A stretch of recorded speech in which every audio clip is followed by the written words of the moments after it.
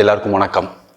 இந்த பதிவு நம்முடைய மாநில அரசுக்கும் மத்திய அரசுக்குமான ஒரு பதிவு. 2 கை 2 கால், உடல் நல்லா இருக்கு, கண் பார்வை நல்லா இருக்கு, அதோடையே இருக்கிறவங்களுக்கே இன்றைய சூழல்ல வாழ்க்கையில வாழ்றது பல பேருக்கு எவ்வளோ சிரமமா இருக்குன்னு நினைக்கிங்க. நம்ம வாழ்க்கைக்கு தேவையான அடிப்படை வசதிகள் இருக்கு இல்லையா, அந்த உணவாக இருக்கட்டும், கல்வி, இருப்பிடம், அது மாதிரியான விஷயங்கள்.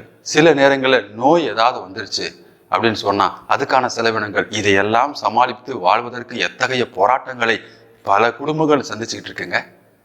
இப்படிப்பட்ட சூழ்நிலையில கை கால் நடக்க முடியாத, கண் பார்வை திறன் குறைந்த அல்லது கண் பார்வையற்ற மாற்றுத்திறனாளிகளுடைய வாழ்க்கையை யோசிச்சு பார்க்குறோங்க. உண்மையிலே அவங்களாம் தன்னுடைய அடிப்படை தேவையை நிறைவேற்றுவதற்கு பொருளாதாரத்துக்கு எவ்வளவு கஷ்டப்படுவாங்க. நான் நினைத்து பார்க்கிறேன், வருந்தி சொல்கிறேன், வருந்தி பார்க்கிறேன். இது என் தமிழக அரசே உங்களுக்கான வேண்டுகோளாக நான் பதிவு செய்ய நினைக்கிறேன். என்னன்னா, நம்முடைய உள்ளாட்சி அமைப்புகள் இருக்கு இல்லையா, அது சிற்றூராட்சியிலிருந்து பேரூராட்சி, நகராட்சி, மாநகராட்சி, இவற்றுக்கு சொந்தமான அரசாங்க கட்டடங்கள்னு ஒன்று இருக்கும் பார்த்தீங்களா. அந்தந்த ஊர்ல அந்த கட்டடங்கள் வியாபாரத்துக்காக பயன்படுத்தக்கூடிய கட்டடங்கள் வாடகைக்கு விடப்படுகிறது.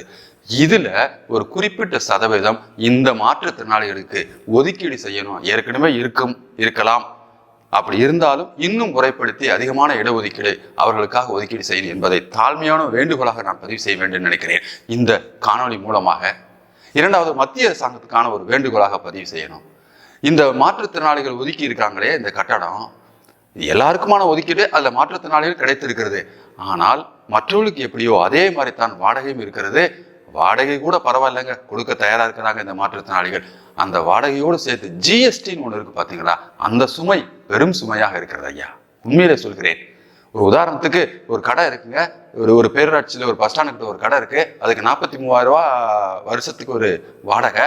அதுக்கு ஜிஎஸ்டி ஒரு 7,500 ரூபா போட்டு 52 ரூபா 53 ரூபா கட்ட வேண்டிய சூழல் வருது. மிக கடினம். என் மத்திய அரசு தாழ்மையான வேண்டுகோளாக பதிவு செய்கிறேன், அந்த வாடகையை அவர்கள் கட்டிக்கொள்ளட்டும். ஆனால் அந்த ஜிஎஸ்டி இருக்கிறதே, அந்த ஜிஎஸ்டியிலிருந்து மாற்றுத்திறனாளிகளுக்கு ஒட்டுமொத்தமாக ஒரு வரி விலக்கை நீங்கள் கொடுத்தீர்கள் என்று சொன்னால் அனைத்து மாற்றுத்திறனாளிகளுக்குமான வாழ்க்கையில் ஒரு ஒளியேற்றது மாதிரியாக இருக்கும் என்று நான் நம்புகிறேன். என் அன்பு மக்களே, எத்தனையோ பதிவுகள் நான் பதிவிட்டாலும் அது எத்தனை பேருக்கு சென்றடைந்தது என்று எனக்கு தெரியாது. ஆனால் இந்த பதிவை நிச்சயமாக தயவு செய்து முடிந்தவரை நீங்கள் நிறைய பேருக்கு இதை ஃபார்வர்ட் பண்ணுங்க.